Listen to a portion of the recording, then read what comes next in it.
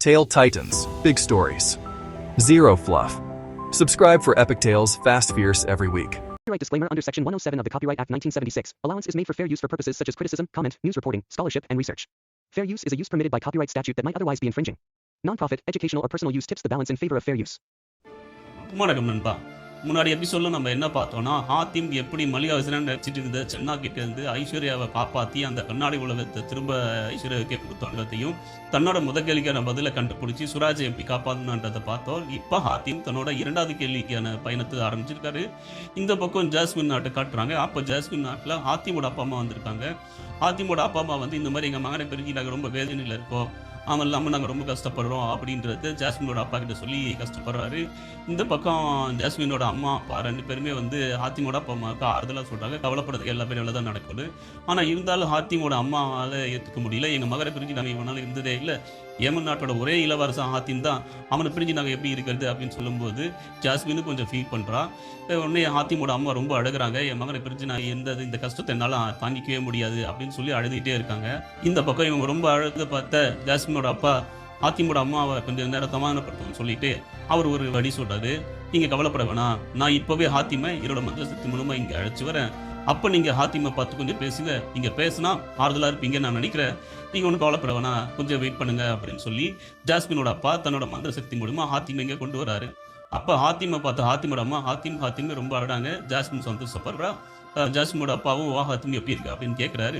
அப்போ ஹாத்திம் சொல்கிறா, என்னதான் பார்க்குறீங்களா, நல்லா தானே இருக்கேன், எனக்கு என்ன கூட நான் ரொம்ப நல்லா இருக்கேன் அப்படின்னு சொல்லும்போது ஹாத்திமோட அப்பா அம்மா சொல்கிறாங்க, உன்னை பிரிஞ்சு என்னால் இருக்க முடியல ஹாத்திம், நீ வந்துரு, ஒன்று விட்டு நாங்கள் இவ்வளோ நாள் இருந்தது இல்லை, உனக்கே தெரியும்ல அப்படின்னு சொல்லும்போது அப்போ ஹாத்திம் சொல்கிறா, என்னம்மா இப்படி சொல்கிறீங்க, நான் என்ன மாதிரியான ஒரு பயணத்துக்கு போயிருக்கேன்னு உங்களுக்கு தெரியும்ல, அது எவ்வளோ ஆபத்தான பயணமாக இருந்தாலும் நான் நல்ல சக்தி, நான் எப்படி தோப்ப நீங்கள் நினைக்கிறீங்க, நான் கண்டிப்பாக ஜெயிப்பேன், அந்த தீய சக்தி அழிக்கணும், அதுதானே நம்ம உயிர் மூச்சு, அதை அவனை அழிச்சாதான் நம்மளால் சந்தோஷமாக வாழ முடியும், சுராஜின் அது சின்ன பண்ணி நான் தானே காப்பாற்றணும், அதனால நீங்கள் கவலைப்படாதீங்க, நான் என் பயணத்தை நோக்கி போயிட்டு இருக்கேன், நான் போயிட்டு வரேன் பாய் அப்படின்னு சொல்லிட்டு ஹாத்திம் போயிடறான். இந்த பக்கம் பார்த்தா நமக்கு நஜ்மி தஜாலையும் காட்டுறாங்க. அப்போ நஜ்மி தஜாலும் பேசிக்கிட்டு இருக்காங்க. ஹாத்திம் இப்போது ரெண்டாவது கேள்வி நோக்கி போயிருக்கிற இடம் வந்து அவ்வளோ சுலபமான இடம் இல்லை, அது ரொம்ப கஷ்டமான இடம், உங்களுக்கே தெரியும், உங்களுக்கே அடிப்படையாத பாஷா இருக்கிற இடம் அது, அதனால் கண்டிப்பாக நம்ம அவனை ஜெயிச்சிட முடியும் அப்படின்னு சொல்லும்போது, இருந்தாலும் தஜ்மியால் இது ஏற்றுக்க முடியல, நீ சொல்கிறது என்னால் நம்ப முடியாது, நீ என்னதான் சொன்னாலும் நான் அவனுடைய அழிவை பார்த்தா மட்டும் தான் நம்புவேன் அப்படின்னு சொல்கிறான். உடனே தஜால் வந்து தஜ்மிகிட்ட சொல்கிறான், சரி அப்போ நீ சொல்கிறது உண்மைன்னா நீயே போய் சுனைனாட்ட பேசு, இந்த விஷயத்தெல்லாம் எடுத்து சொல்லி அவன் மனசை மாற்று அப்படின்னு சொல்லும்போது தஜால் நான் அந்த பாஷாரை பேசி வாங்குறேன் அப்படின்னு போகிறான். இப்போ இந்த பக்கம் வந்து நமக்கு ஒரு இருளான தேசத்தை காட்டுறாங்க.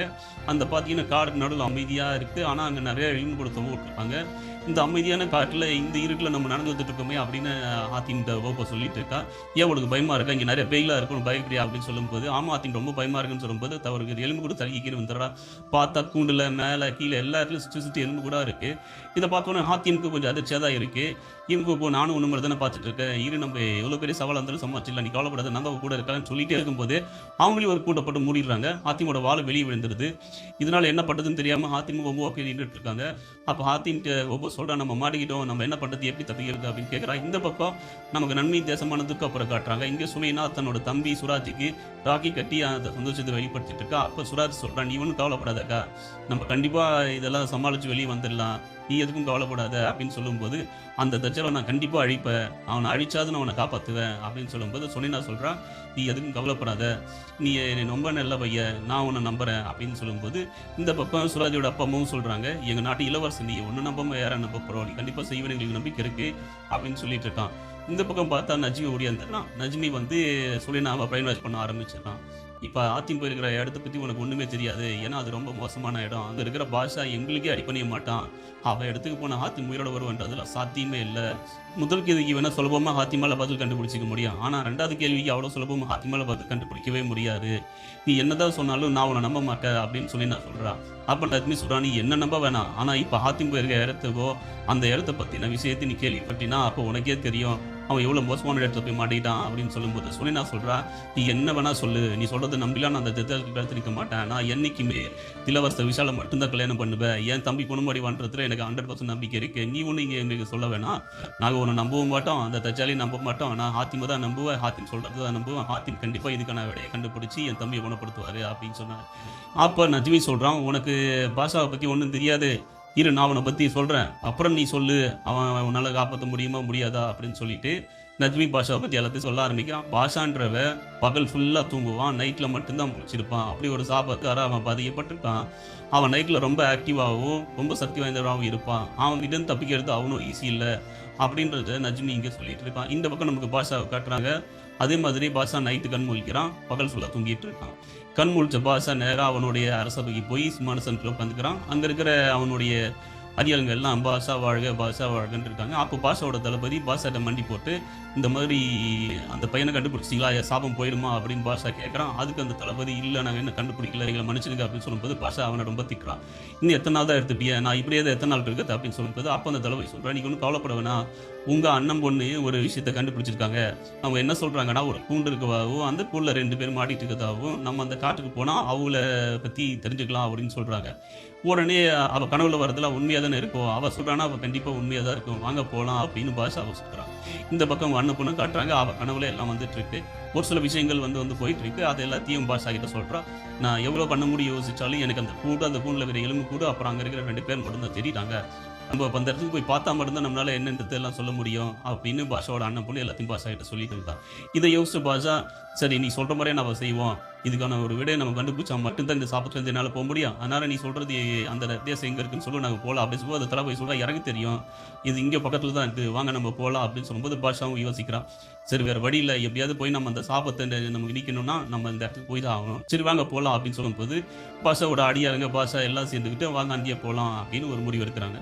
இந்த பக்கம் அவனுடைய அண்ணன் பொண்ணு சொல்கிறான், அங்கே போய் அன்றைக்கி இருக்கிறவங்களை பிடிக்கிறதுன்னு அவ்வளோ ஈஸி இல்லை, அதனால் நம்ம ஒரு பெரும்படையோடு போய் அங்கே இருக்கிறவங்க பிடிச்சலாம் சொல்லும்போது பாஷாக்கு முன்னாடி யாராலையும் ஜெயிக்க முடியாது, வாங்க போகலாம் அப்படின்னு சொல்லிட்டு அந்த பெரும்படை கொடுத்துட்டு போகிறான். அப்போ அங்கே இருக்கிற படைகள் தான் வந்து அந்த காட்டுக்குள்ளே நோடைய ஆரம்பிக்கிறாங்க. அந்த காட்டில் ஹாத்திமும் கோபோ மட்டும்தான் இருக்காங்க. இப்போ இந்த பக்கம் ஹாத்திம் கோபோங்கிற காட்டில் நிறைய காட்டுவாசியை வந்து ஹாத்திமி கோபோவை சிறப்பிடிச்சு, யார் நீங்கள் எதுக்கு இங்கே வந்தீங்கன்னு கேட்குறாங்க. அப்போ ஹாத்திம் சொல்கிறான், நீங்களா யார் எதுக்கு எங்களை சிறப்பிடிச்சிங்க அப்படின்னு கேட்கும்போது கோபோ இந்த தத்திர எங்களை விடுங்க அப்படின்னு. அப்போ அந்த காட்டுவாசியில் இருக்கிற ஒருத்தவங்க சொல்கிறான், நீங்கள் கெட்ட சக்தி தானே, நீங்கள் கெட்ட வீரர்கள், அதனால தான் உங்களை நாங்கள் சிறைப்பிடிச்சோம், உங்களால் எங்களுக்கு ஆபத்து இருக்குன்றதுனால தான் உங்களை சிறைப்பிடிச்சு இப்போ கொல்ல போகிறோம் அப்படின்னு சொல்லும்போது, நாங்கள் கெட்டவங்களா இல்லை, நாங்கள் ரொம்ப நல்லவங்க, எங்களை விட்டுடுங்க, நீங்கள் அவசரப்படாதீங்க அப்படின்னு சொல்லும்போது அவன் கொல்ல வரான். அப்போ அங்கே இருக்கிற காட்டுவாசியோட தலைமை வந்து நிறுத்து, நீ என்ன பண்ணுற அப்படின்னு சொல்லி கத்துறான்.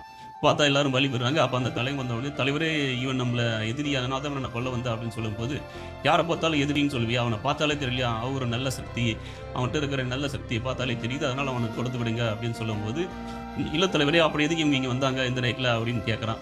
அப்போ அதுக்கு அந்த தலைவர் கேட்குறாரு, ஆமாம் நீங்கள் 2 பேரும் எதுக்கு இங்கே வந்தீங்க, என்ன விஷயமா இங்கே வந்தீங்கன்றதை சொல்லுங்கள், நான் உங்களுக்கு என்னால் முடிஞ்ச உதவி செய்கிறேன் அப்படின்னு சொல்லி ஹாத்திமி போய் பார்த்து கேட்குறான். இதோட இந்த எபிசோடு முடியுது. தொடர்ந்து பார்த்து சப்ஸ்கிரைப் செய்யுங்க.